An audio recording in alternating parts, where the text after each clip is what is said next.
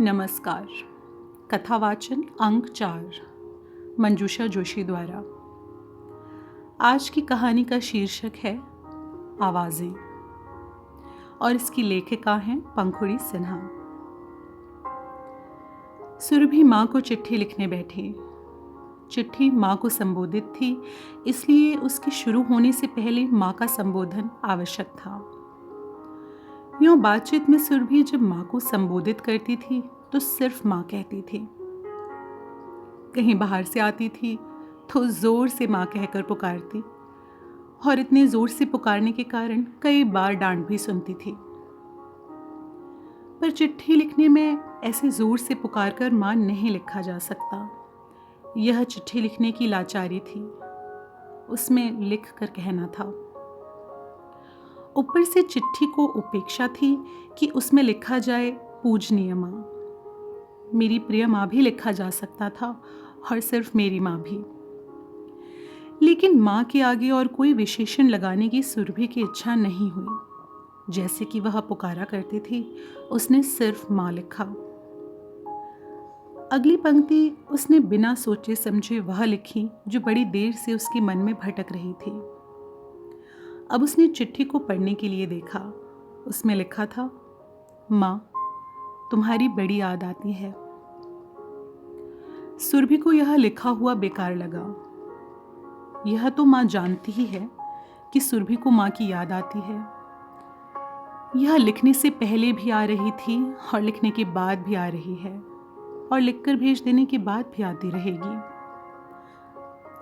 माँ तुम्हारी बड़ी याद आती है। इस बात से आरंभ इस चिट्ठी को सुरभि मोड़कर लिफाफे में रखेगी, पता लिखेगी, पास के डाकखाने के बाहर बने लेटर बॉक्स में डाल आएगी। यहाँ के डाक विभाग की नीली वर्दी पहने कोई डाकिया उसे निकालेगा। फिर वह न्यूयॉर्क या शिकागो या किसी और महानगर भेजी जाएगी। हवाई जहाज पर चढ़ाई जाएगी।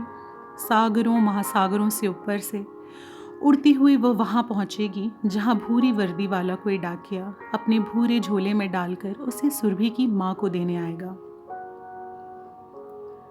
माँ लिफाफे को खोलकर चिट्ठी पढ़ेंगी कि सुरभि को उनकी बहुत याद आती है। इतने हाथों उपकरणों से गुजरती हुई माँ की याद सुरभि को माँ तक नहीं पहुँचाने। उसने दूसरी चिट्ठी लिखने की सोची। इससे अच्छा है वह लिखे, सब कुछ की बड़ी याद आती है। पर माँ लिफाफा खोलकर पढ़ेंगी तो सोचेंगी, सब कुछ यानी क्या? यानी सब कुछ? क्या वहाँ कुछ भी नहीं जो सब कुछ की ही याद आती है? नहीं, सबसे अच्छा है सुरभि एक मजमूनी चिट्ठी लिखे, तय मजमून वाली, जैसे कि अक्सर चिट्ठियाँ होती हैं। सुरभि ठीक है, ठीक से पहुँच गई, यहाँ भी सब कुछ ठीक है। ठीक यानी पूर्ववत, पूर्णतः शांत, लगभग उजाड़, इतना शांत कि किसी आवाज क्या आहट तक की गुंजाइश नहीं। इतनी शांत है कि शांति गूंजती है दूर दूर तक, सिर्फ शांति जो अपने आप से टकराकर लौट लौट आती है।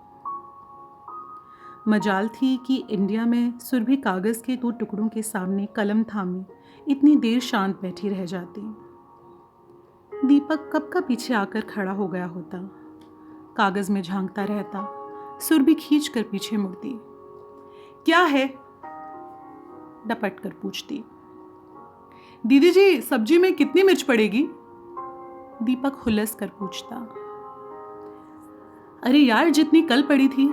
रोज सब्जी बनाते हो, फिर रोज क्यों पूछते हो? दीदी जी, सब्जी कल से ज्यादा है। यार, तो ज्यादा मिर्च पड़ेगी, साधारण सी अंदाज की बात है ना। तो अंदाज के लिए ही तो पूछ रहे थे। उल्हानी के सर में कहता हुआ रूठा सा चेहरा बनाए दीपक रसोई घर में चला जाता।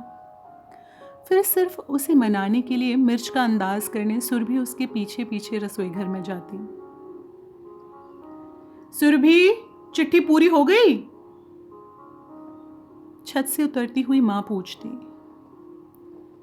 एक सिटिंग में इस लड़की से कुछ होता ही नहीं है।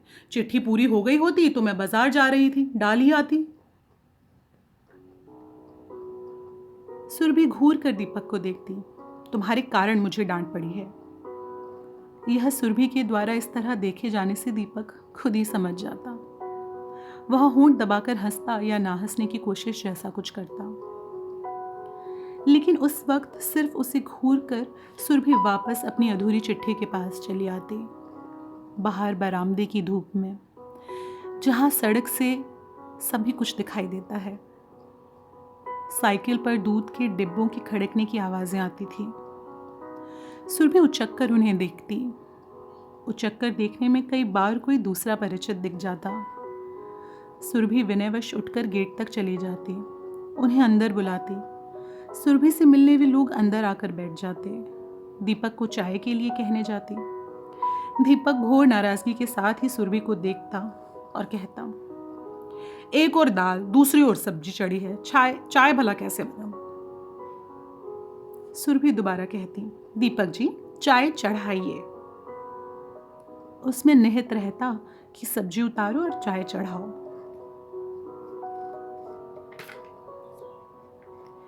जब तक दीपक और सुरभि के बीच नाराजगी की डोर तन ही जाती थी, वैसे दीपक को इन दिनों संपूर्ण स्त्री जाति से ही नाराजगी हो चली थी। शायद उसका कारण मीतू थी।